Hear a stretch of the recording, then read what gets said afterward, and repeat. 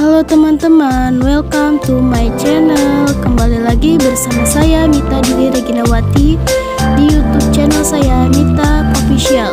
Jangan lupa like, subscribe, bunyikan loncengnya. Assalamualaikum warahmatullahi wabarakatuh. Perkenalkan, nama saya Mita Dwi Reginawati dengan NPM 2188201022. Program Studi Pendidikan Bahasa dan Sastra Indonesia, Fakultas Keguruan dan Ilmu Pendidikan, Universitas Muhammadiyah Kota Bumi, Lampung Utara. Di video kali ini saya akan mereview materi mata kuliah Bahasa Indonesia yang telah diberikan oleh Bapak Windo Diki Irawan, SPD MPD di semester 1 ini. Yuk ikuti video ini kalau mau tahu lebih lengkapnya. Peranan Bahasa Indonesia. Pengertian bahasa.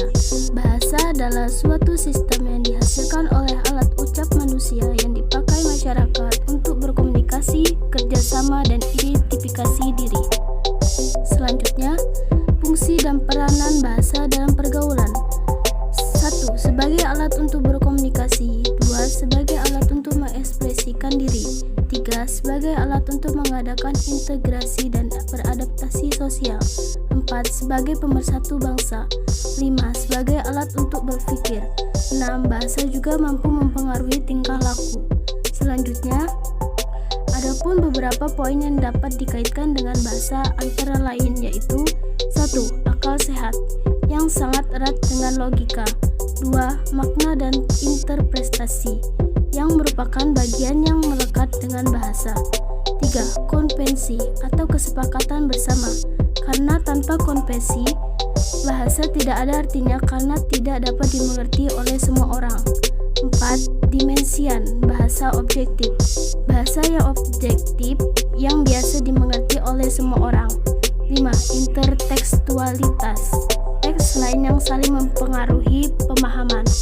Selanjutnya, macam-macam ragam bahasa.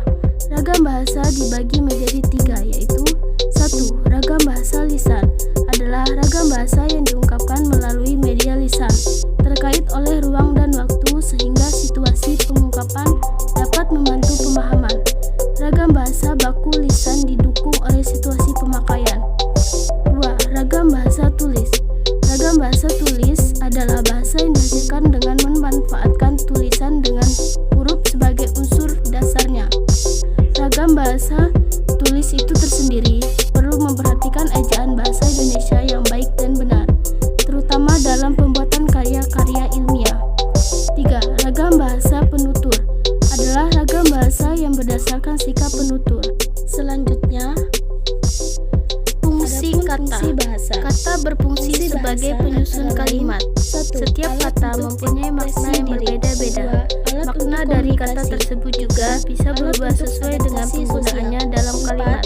Untuk membuat sebuah kalimat yang efektif, maka dibutuhkan beberapa jenis kata yang menjadi penyusunnya. Identifikasi diri. 7. Alat untuk bekerja sama dengan sesama manusia. Selanjutnya, fungsi kata. Kata berfungsi sebagai penyusun kalimat. Setiap kata mempunyai makna yang berbeda-beda.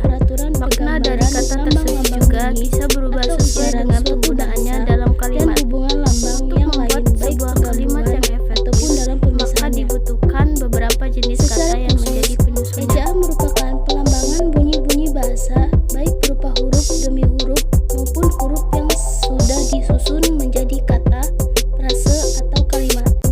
Istilah. Istilah adalah kata atau frasa yang dipakai sebagai nama atau lambang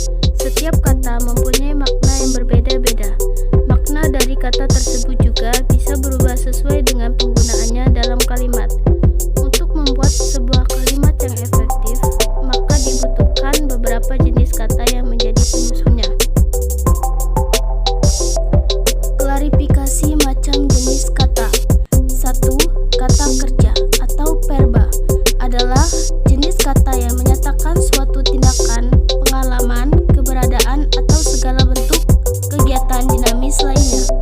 Dalam sebuah kalimat, kata kerja atau verba ini berposisi sebagai predikat. Contoh kata kerja adalah makan, minum, pergi, lari, dan lain-lain. Yang kedua, kata benda atau yang sering disebut nomina adalah suatu kata yang merujuk kepada segala hal yang dapat dibedakan. Kata benda ini sering digunakan untuk menyebutkan makhluk hidup, benda mati, ataupun tempat. Beberapa contoh kata benda adalah manusia, ilmu, buku, makanan, dan lain-lain. Yang ketiga, kata sifat atau sering disebut dengan adjektif adalah kata yang digunakan untuk menyatakan sifat atau keadaan suatu hal, baik itu makhluk hidup, benda mati, tempat, waktu, atau lainnya. Dalam penggunaannya, dalam sebuah kalimat, kata sifat sering digunakan untuk menjelaskan tentang keadaan subjektif atau objektif kalimat tertentu. Selanjutnya, yang keempat, kata keterangan atau adverberia. Disebut dengan adverbia adalah kata yang memberikan penjelasan atau keterangan tentang kata lain atau kata bilangan, kata kerja, dan kata sifat dalam sebuah kalimat. Yang kelima, kata ganti atau pronomina adalah jenis kata yang digunakan untuk mengartikan posisi kata benda atau orang dalam sebuah kalimat. Yang keenam, kata bilangan atau numeralia, sering disebut dengan numeria, adalah jenis kata yang berfungsi untuk menyatakan jumlah benda atau urutannya dalam sebuah deretan. Yang ketujuh, kata tugas. Kata tugas adalah jenis kata yang tidak termasuk dalam 6 kelas di atas. Selanjutnya, pengertian diksi. Diksi bisa diartikan sebagai pilihan kata pengarang untuk menggambarkan sebuah cerita. Diksi bukan hanya berarti pilih memilih kata, melainkan digunakan untuk menyatakan gagasan atau menceritakan peristiwa, tetapi juga meliputi persoalan gaya bahasa, ungkapan-ungkapan, dan sebagainya. Pengertian kata serapan. Kata serapan adalah kata yang berasal dari luar bahasa atau sering disebut bahasa asing atau daerah yang diintegrasikan ke dalam bahasa Indonesia dan secara konvensional dapat diterima oleh masyarakat. Sebuah kata serapan memiliki peranan sebagai tambahan ragam bahasa bagi bahasa Indonesia. Selanjutnya,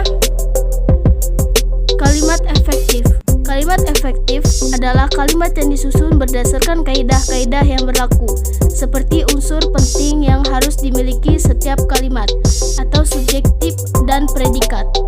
Tujuan penggunaan kalimat efektif adalah menyampaikan gagasan, informasi, perasaan dari si penulis kepada si pembaca agar tidak terjadinya kesalahan. Selanjutnya, adapun hakikat paragraf.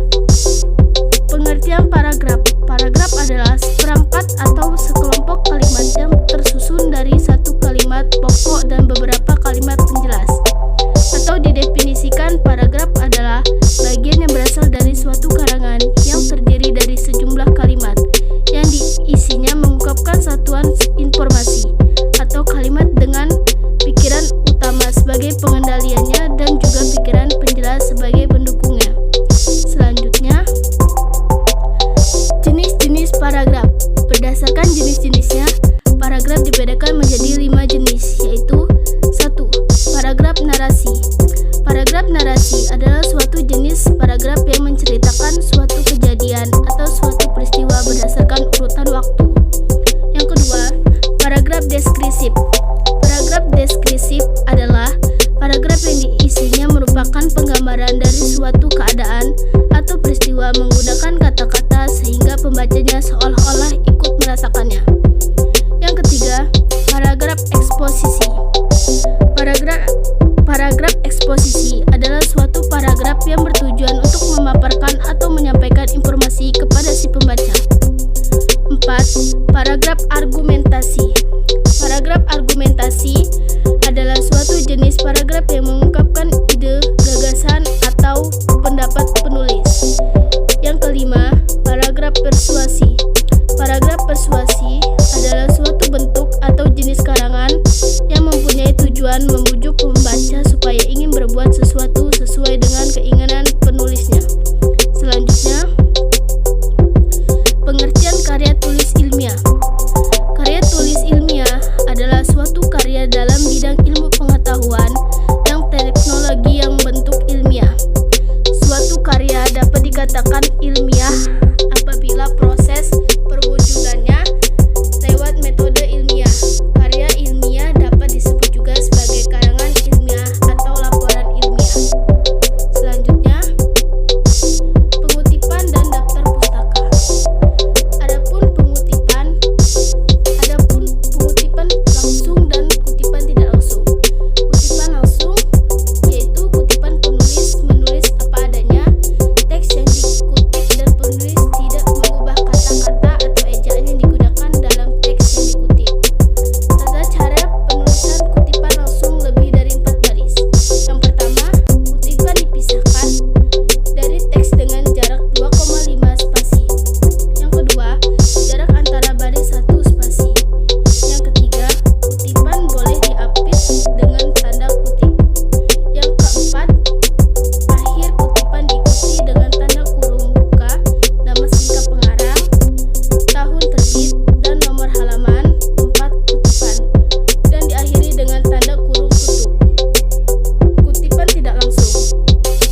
Kutipan tidak langsung adalah kutipan penulis menuliskan intisari dari pendapat yang ada di sumber kutipan. Cara penulisan kutipan tidak langsung. Yang pertama, gagasan yang dikutip diintegrasikan dengan teks. Yang kedua, jarak antar 2 spasi. Yang ketiga, tanpa penggunaan tanda kutip.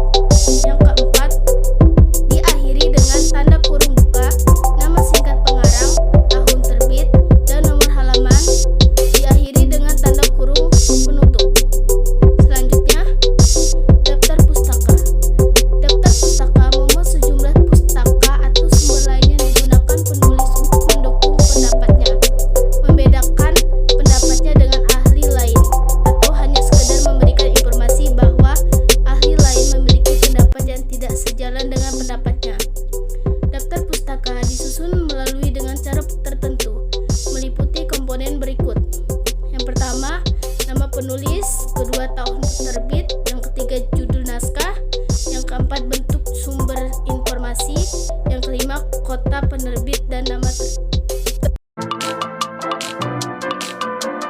Sekian, itu saja yang dapat saya sampaikan. Semoga bermanfaat. Jangan lupa like, subscribe, dan jangan lupa bunyikan loncengnya.